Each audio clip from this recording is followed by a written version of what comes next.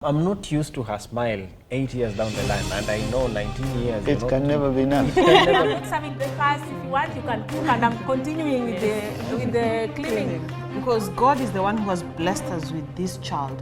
So He has the manual. There are some people who, when they come to your place, they belittle you. I had a plethora of expectations. I realized that there is beauty in dark ladies.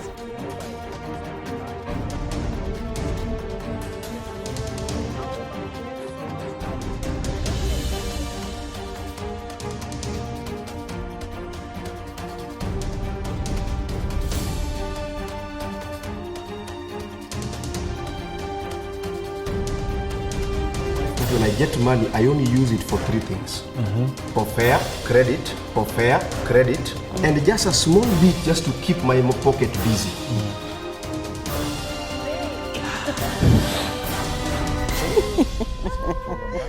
This is Family Times. Hello, viewer. Thank you for joining us once again for Family Times. We are glad that you are here with us. My name is Dave Riaga. We're going to have a wonderful experience talking about matters related family. Remember, a family is the basic fundamental unit of a society, and the sanctity and bliss of the family must be guarded at all cost. Let me just hold on at that point and introduce to you our very good guests who have joined us to discuss matters family. But before I introduce these lovely guests, my friend, let me introduce our co-host. Please introduce yourself. Tell us your names. First, I want to introduce my husband, Richard Ouma. and I want to introduce this lovely lady who's my wife, Tabitha Ouma. Thank you so much. I want to introduce this lady. Yes, this one sitting next to me is my wife, Linda Riaga. Say hi. Hi. Now, this couple that is joining us today, let me just give them time to introduce themselves the way they know better. Go ahead. By name, I'm Solomon Ogutu Otieno. Dave, at times, the beauty of the love people share, at times depends on the distance somebody travels. And traveling all the way to Nyakach to get her. For me to call her my wife is the best. So the remaining bit, let her say her name. Wow. Yeah. Go ahead. I'm Maureen. He is my husband. Thank you. Today we are going to talk about love and submission. Love is our, if I may say, SI unit, or our foundation of marriage. So we'll be talking about love and submission. Last episode we talked about love and commitment. Now today we're going to talk about love and submission. And when we talk about submission, what comes into your mind? We have these lovely people here to tell us more about love and submission, and maybe tell us their experiences. To start us off, Richard, submission. Submission is a very strong word. Sometimes we give it meaning which it doesn't have. And many times where women and men are concerned, especially couples, this word submission give us some fears. Sometimes when it is mentioned, it is intended for our wives to realize that when we want what we want, and when we say what we want to say, We bring in submission. we bring in submission. So this word is a big one, and I believe today we are going to talk about it and make it very clear to our viewer and to all of us. Get to understand what this submission word means. Husbands, be warned, you misuse submission. Not my words, but we'll find out. My good friend, Solomon, submission. Dave, allow me to have quotes from the Bible for me to really get this very well. And the first one, I want to look at the book of Genesis chapter 2, verses 24. Oh yeah. Oh yeah. Genesis 2:24. 2:24. Yes. Okay, it says, Therefore shall a man leave his father and his mother, Yeah. and shall cleave unto his wife, and they shall be one flesh. They shall be one flesh. Ephesians chapter 5. So the verses key point in Genesis 2:24 is one one flesh. flesh. Yes. Okay. And I want the viewer to get that. Now let us go to Ephesians chapter 3, chapter 5, yes, verses 31 and 32. 31 and 32 says, For this cause shall a man leave his father and mother, and shall be joined unto his wife, and they two shall be one flesh. 32, This is a great mystery, but I speak concerning Christ and the church. Wow. Now, Wow. when you look at what Paul is trying to give in Ephesians, he is confirming what Moses does in the book of Genesis. Then when you reach verses 32, he says that this one is a mystery. Then he ends up by giving an explanation of this being Christ and the church. Which means, in first place, there are two people who are coming together to be one flesh. Now, if Paul qualifies that and also talks about Christ and the church, which means for church and Christ to be together, they have to be one thing. In a union. You get it? So which means the moment Christ and the church are one thing, likewise, husband and wife should be one thing. When I'm talking about submission, I need not to leave what also Paul qualifies, that as for you husbands, love your wives, which you started with. Then for the women, you need to submit. But in the process of submission, in verses 21 of the same text of Ephesians, you'll realize that when Paul is talking about that, he's also talking about wives submit, but he's adding a statement as per the Lord. Thank you. I want to bring in another word that probably, as Richard said, the word submission has been used incorrectly. Surrender. What does it mean to surrender in normal circumstances? Surrender is that you go down and you let the other one win. Yes. Raising up hands. Raising up Saying, hands. yeah, He that's wins, Yes. letting the Yeah, other one. let them- Yes. And Giving up. Giving up. Yeah. Maureen, surrender. Do you surrender to him? What does surrender mean? Surrender may be negative. That's why I'd rather not use it. But when I use submit, it is more positive. Yeah. So surrender does not exist. And, Yeah. and mostly the word surrender has been used mistakenly to mean submission. True. And that is what is actually in our African culture. Because if, for instance, Richard asks me to jump, I will ask him how high. Yeah, because I feel that I'm a woman and I have to submit to my husband. You understand?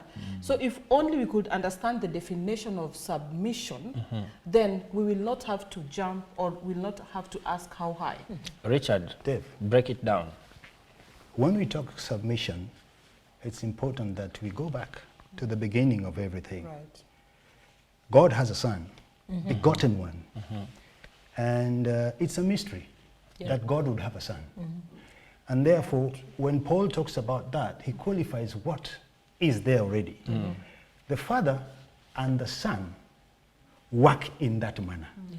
When Jesus was on the cross, and before he went to the cross, he was overwhelmed. But you know, he was submissive unto death. Even though he was facing pain, even though probably he felt uncertainties coming up, because he's going into the tomb, he said, and these were his words, let that be. If you could take this cup away, my Lord. Meaning he wished that God would just take that and put him away. But you know, the Son and the Father worked well because Jesus was submissive. Women and men need to work the same. A wife needs to be submissive. This submission that we are talking about is a two-way thing. It's not about surrender. It's not about lalachin. It's not about who wins. It's not about who wins, because we all win or we all lose. We are one. We are one. One team. Yes. And this, therefore, is the biggest issue for me when we talk of submission. it will never go to that place of surrender. No, a wife or a woman cannot surrender to a husband or a man. So the question is, who wins, or whose will is it when it comes to marriage? Whose will is it that prevails? Solomon, you... When you talk about whose will, Two things. is it in the context of Christ or humanity? Both. Both. If it is in the context of Christianity, it is the will of God. Yes, yes. But if it is the context of humanity with the human nature we have, it is the will of man. You get it? Yes. When you talk about man, you mean the universal man? No, not the Or- universal man. Man, the Solomon. Okay. Yes. But go to the book of 1 Peter. There's a text which I'll request my sister to read for us. The book of 1 Peter chapter 3, verses 4 to 6. But I want her to read for me verses 6. There's a statement there which I want to qualify a bit. You Verses said 6. 1 Peter Chapter 3. chapter 3, verses 4 and... Chapter Just 3, go to verses Verse 6. 6. verse 6 says, even as Sarah obeyed Abraham, calling him Lord. Just relax. Even as Sarah obeyed Sarah obeyed Abraham by calling him Lord. Let's cross the boundary and go to Uganda. They are known as there. ladies who are very submissive. Oh, yeah. Oh, yeah. I don't know whether I'm also longing for Maureen one day to come to me I don't think so. and bring for me water and goes down to her knee. Don't think so. I don't think so. I get you, Down brother. to her I knee. don't think Richard, hold on. Richard, hold on. We are coming Tell there. him to relax. Go just to go down to her knees and give me water. Now, is that surrender or submission? Hold on. Richard. I'm saying not because I want to qualify what he's saying in the context of surrender and submission. Because I think we look at these two things as if they're the same, and Solomon is very right.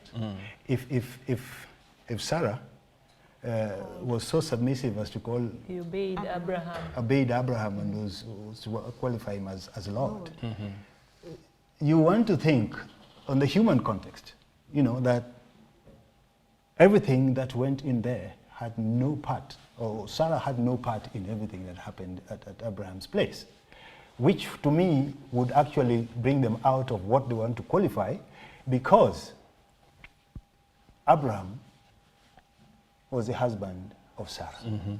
That in itself wouldn't go there. But I'm in agreement. Would you want her to do that? I'm saying, no, you wouldn't want that, Solomon. No. Just hold on. Because Maureen was adversely mentioned, I Yes, want you to respond exactly. to that. All right. The one that my husband has spoken about, of the Ugandans, I don't think it is submission. It is surrendering. Because when we look at the description of submission in the Bible and what it means according to those texts, it is not about you doing everything that your husband asks you to do or forces you to do. It is about when Christ asks the church to submit to him, and the husband to submit to him. It is the husband to do Christ's will. And after doing Christ's will, now he represents Christ. When I do his will, I'm doing the will of who? Christ. So the Christ must be reflected in him for me to do that will. The will of God. Oh, so before submission, there has to be something. Are you in agreement Yes. that do you agree with Solomon's idea of the surrender, going down on your knees and serving me food? No. In fact, the way you've laughed, it's like that is out of this earth, maybe in mass. No, it's not the right thing to do. But what I was saying is that when you submit, you'll only submit if you love someone. You cannot submit if you don't like someone. So the love comes first before you submit. Yeah, that's what And just a disclaimer that for the Ugandans who go down and serve their husbands, I like it. It is their culture. Yeah, true. It is their culture. And so the way they do it so nicely, it comes out so well. It is their culture. It has nothing to do with surrender. It is culture. Now, let's talk about submission in the family and point out examples of submission in the family. I would want us to start with the submission in families and choices. But my friend, you are burning. I wanted to ask Richard a question. When we were growing up, we ever watched some movies, some of them, no retreat, no surrender. Things like those. When you go down to your knees and you raise your hand like this, and when you go down to your knees and you do your hands like this, which one is surrender and which one is submission? And to the higher authority. Yes. You'll realize that when you go down to your knees and you do this, that one is a surrender to another authority. But when you go down to your knees and you put your hands like this, you are submitting yourself to a certain kind of an authority, because you don't have any power over yourself. But there's somebody who controls you. And so what about these people who say, I surrendered my life to Jesus? Yes. It means, it simply means what you've said is true, because there's nothing I can do that is good, that is pleasing to God without His will. And that is why we're still talking about surrendering my life to Him and submitting my life to Him in accordance to His will. Now, Richard, remember my question, even as you contribute. Remember submission in family and making choices. Let me remind you the question, because it hasn't registered. I'm still on this one. Okay. And the examples that Solomon has brought, very well qualified. Because when we go to our God, we go in surrender. You know? Why? Because in His place, the one we worship, the one whom we believe in, is capable of everything. We have no problem with it. And He gives us a choice. You know, we can either take it or we can leave it. And if I surrender, it means I want to take it with all my weaknesses, and I will go down in supplication. But when I am placed, I'm given that place where now the choice is only one, then I surrender. It's because I can't do any better against you. See, the issue is against you. If you put me down and tell me you're going to do it by force, and I say, okay, Daddy, I'll do it. I surrender because I can't do anything about it. I am weak in this case against you. But for my God, when I surrender, I'm leaving myself in His hands. And therefore the direction will come from Him. Everything will come from Him. I open myself to receive Him rather, so that He can direct me and give me everything that I need. Yes. If a decision has been made in the house and you probably don't really agree with the decision, what is your take? How do you go about it? The decision is between me and my husband, or is it like an extended family? I'm talking about the two of you. Two of us. I think the best thing, you don't rush into making a decision, because most of the times we make rushy decisions. If, for instance, he wants to go to Tanzania for holiday, and I want to go to Nairobi for holiday, and we have not come to an agreement, the best thing is go on your knees and talk to him and tell him the benefits. For me, that's how it works. Did you say go on your knees? Yes, of course. You have to, because when you talk to God, He will give you the wisdom. He will give you the wisdom on how to talk to Him.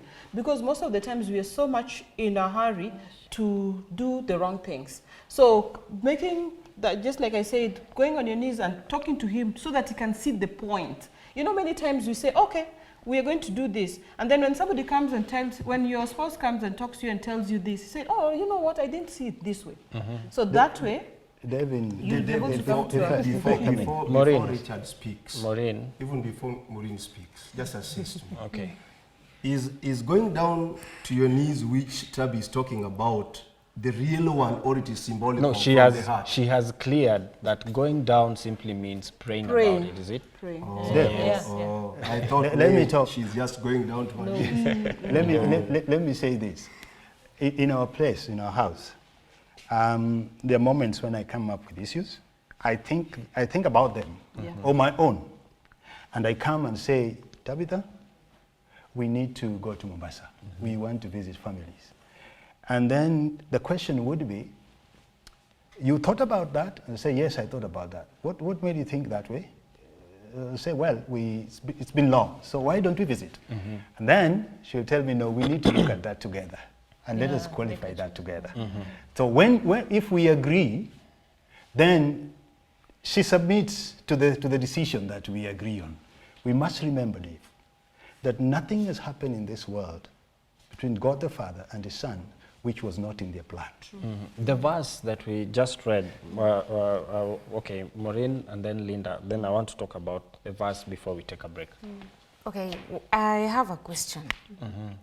How do we call this? Because in our contemporary society, our men think that when they say something and we yield to that and follow their instructions, then that is submission. But when they tell you something and you try to sit them down to talk to them that now let us sit and agree about this, then they say you're becoming rude. Now, Let me hope that is not me. that is what we are talking about. Linda, we are coming to your thought. On submission, what we mean by submitting is you let the other one win. At times, maybe it can be hard, but for us to come to a place where we can now talk and agree, you just do it for the sake. Then you can talk it out. Well, ladies and gentlemen, you have heard from our guests. You have heard from our co-hosts. It is not a bed of roses, submission and love. We are going to talk about more on submission after this short break. Stay tuned. Welcome back, viewer. Thank you for staying tuned. Just before we took the break, we were talking about submission. And we were able to distinctly talk about surrender and submission. Solomon, when we went for the break, you were burning with something. Let it out. My wife tells me, Solomon, I want us to have 2 children. The African man in me, I need 10. Who should give in? Yep. Who wins? Who in wins? This situation? Richard talks about it is a win-win situation. I love that. But let me remove it from the African setup, because we qualified it and say that Paul talks about it in terms of Christ and the church. So which means it is Christ who should prevail. And that is why Richard came up and said that it is a win-win situation. When she came up, she said that we need to go down and find a certain point where all of us can meet. If I can reduce my 10, and if she can reduce her 2, for us to meet at 5, I shall have gotten the number which I need, and we shall have met somewhere. A mutual agreement. It is like a mutual agreement. Yes, she has submitted to my request as the head of the family with the African nature in it, but one thing has prevailed, which is Christ. Amen. But now, what happens in families where a husband really makes independent decisions and the wife is expected or has to abide by that decision? I know the marriage will be jerky. It cannot be smooth. And it's only about surrendering. That's now. Yes, I'm Yeah. only seeing fights. I'm only seeing arguments. I see disagreement, because it must pull towards one side. And the side probably that is pulling towards is the stronger side. In other words, somebody is left behind. Families must come together. Families must go the same way. Families must pull together. Families must be in it together. 10 children, 2 children, 5 children, that can work. Actually, it's 6 children. 10 plus 2 divided by 6. Bring it up, bring it down. Bring it up, you must meet in the middle. Yep. More than that, some of these things that disturb us in our families, in our lives as families, husbands and wives, must be pegged on God again, because God is the one who gives children. This is a blessing. Yes. You can't control God on how God is giving you a blessing, but we must be wise as well. We must be wise as well, because I don't think that it will be just anything. Give birth to the point where it can be difficult for you to raise the same children, isn't it? Let's talk about finances. Yes. In relation to love and submission. I don't work. My wife works. Who controls this money? And I want us to be practical and realistic. I can't control 100% of money, her money, has. The one who She's works. working. The one who works Yeah. is the one who Tambi. has to. When you get Maureen. married, Determine. you are one. The last time I checked. So when you're one, you should be knowing about your finances. You should be knowing anything that is going on. But is That it means real? even if you want, like, whatever, the house you're going to live in, how much rent do you want to pay? You understand? So if my spouse, who is my husband, does not have a job, you have to be smart. That's why we ask God for wisdom all the times. If God has blessed us with kids and my husband does not have a job, I will need to, because I will need to let him know how much I'm earning. When I let him know, we'll be able to budget together so that he's also has access to my account. I know that sounds crazy to so many people, but it will help in so many, problems that you'll be facing. So when there's an issue, he will be able to control, he will be able to take care of the bills. And that gives him, the self-esteem will also go But up. that's not the ideal. What Maureen, happens? Richard, I'm coming to you. Yes. Maureen, the head of the house Yeah. is now the neck of the house. The neck of the house. Okay, according to me, a husband is always the head of the house, Yeah. whether he's working or not working. Thank you. And when I'm Solomon, you can earning give a nod to that. and he's not working, Qualify that. when I'm working and he's not working, I bring what I earn. After letting him know the much I earn, then we sit at a table. Now, Everything? my husband, this is what Everything? I've gotten. Everything. This is what I've gotten. How do we go about 1, 2, 3 things now in this house, being that this is what we have? What we have, not what I have. Because we are one. Fine. Yes, Linda. There's a Before- situation, huh? Before she talks. Before Linda, okay. Thank Before you. Linda. I know many men will not subscribe to this. It is my ideology. I once told my wife that when I get money, I only use it for 3 things. One is on credit, for loading my phone. 2 is used for fare. And just a small bit just to keep my pocket busy. If I meet friends, I can take tea. Just to be busy a little bit. Just to be busy. The remaining bit, I give it to her. The only thing I buy for myself is shoes, which is very, very difficult for other men to give your wife money to keep for you. For you to survive, subscribe to my ideology. I know you are the head of the family, the viewer back at home. Yes. For the sake of your survival, can you entrust your wife? Solomon, Yeah. look at that camera and tell that viewer back at home what you're just saying. Let me repeat myself. I know you cannot subscribe to what I'm saying. But if you want the development of your family, entrust your wife with your money. And more so if you realize that she is not extravagant. Aha. There is a caveat. Yes. Entrust her Extravagance. with that money. And for sure you'll see a very clear development. Thank you. Linda, Yeah. you wanted to talk about a situation. I had a friend who one day told me about a serious situation. The lady was the one who was working and the man had lost his job. So now this man was being forced to give the fee, but the lady is working in a nice place where she can earn that big money, but she doesn't do anything. She always tells the man that, you know what, you are the head of the house. You're You the want man. food You are on the the man. table. Yeah, I Provide. want to use my money. You need to provide. We need fee. Can you go and provide? So this man undergoes a lot of stress, and this is what happens. This is the real situation on the ground. That's what happens. But there's what God wants, the ideal submission that God wants. So my prayer is that we may learn from God what He wants from us. Dave, Let's correct Linda. I want to say, God wants the real submission, not the ideal one. Because the ideal can be coined and put in such a way that we cannot accept. Okay. Yes. Dave, Richard. I want to say that men, especially our men, find it very difficult to do what Solomon is asking. Yeah. I'm a practical example. I don't know the really one need to take this far. When I started work, I hadn't married this lady. And I kept my money. And I used it according to what I thought it was for, meant to do, so that it satisfied me that I have money, I work, and therefore I earn, and that money is mine. Yep. I didn't consider it when I married her that my money is her money is my money, and that is one basically.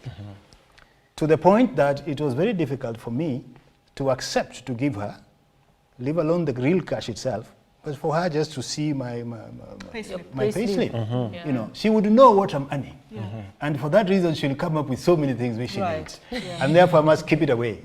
I thought I would pay the rent, and pay the bills, and that is the end of it.